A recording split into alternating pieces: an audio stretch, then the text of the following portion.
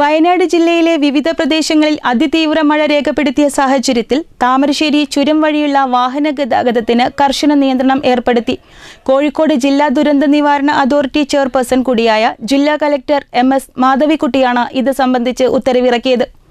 വയനാട് ജില്ലയിലെ ലക്കിടി, വൈത്തിരി മേഖലകളിൽ അതിതീവ്ര മഴ രേഖപ്പെടുത്തിയ സാഹചര്യത്തിൽ മണ്ണിടിച്ചിൽ, ഉരുൾപൊട്ടൽ, പാറകൾ അടർന്നുവീഴൽ എന്നിവയ്ക്കുള്ള സാധ്യത കണക്കിലെടുത്ത് താമരശ്ശേരി ചുരം വഴിയുള്ള വാഹന ഗതാഗതത്തിന് കർശന നിയന്ത്രണം ഏർപ്പെടുത്തി കോഴിക്കോട് ജില്ലാ ദുരന്ത നിവാരണ അതോറിറ്റി ചെയർപേഴ്സൺ കൂടിയായ ജില്ലാ കളക്ടർ MS മാധവിക്കുട്ടി ഉത്തരവിറക്കി. താമരശ്ശേരി ചുരം വഴി ഹെവി വാഹനങ്ങൾ, മൾട്ടി ആക്സിൽ ലോറികൾ, ട്രെയിലറുകൾ, ഭാരവാഹനങ്ങൾ എന്നിവയുടെ ഗതാഗതം നിരോധിച്ചു. ഇത്തരം വാഹനങ്ങൾ കുറ്റ്യാടി ചുരം അല്ലെങ്കിൽ നാടുകാണി ചുരം വഴി പോകണം. വിനോദസഞ്ചാര വാഹനങ്ങൾ, അത്യാവശ്യമല്ലാത്ത സ്വകാര്യ വാഹനങ്ങൾ എന്നിവയ്ക്ക് താമരശ്ശേരി ചുരം വഴി വയനാട്ടിലേക്കുള്ള പ്രവേശനവും താൽക്കാലികമായി വിലക്കിയിട്ടുണ്ട്.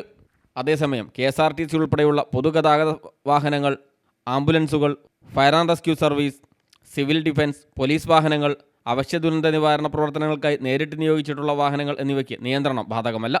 തുടർ ഉത്തരവ് പുറപ്പെടുവിക്കുന്നതുവരെ നിയന്ത്രണം തുടരും. ചുരത്തിലേക്ക് പ്രവേശിക്കുന്നതിന് മുമ്പ് വാഹനങ്ങൾ പരിശോധിച്ച് നിയന്ത്രിക്കുന്നതിനായി അടിവാരം ചെക്ക് പോസ്റ്റിൽ ആവശ്യമായ പോലീസ് സേനയെ ഉടൻ വിന്യസിക്കാൻ കോഴിക്കോട് റൂറൽ ജില്ലാ പോലീസ് മേധാവിക്ക് നിർദ്ദേശം നൽകി. ജില്ലാ ദുരന്ത നിവാരണ അതോറിറ്റിയുടെ ഔദ്യോഗിക അനുമതി ലഭിക്കുന്നതുവരെ ഭാരവാഹനങ്ങൾക്കും വിനോദസഞ്ചാര വാഹനങ്ങൾക്കും പ്രവേശനം പൂർണ്ണമായും തടയണമെന്നും ഉത്തരവിൽ നിർദ്ദേശിച്ചിട്ടുണ്ട്.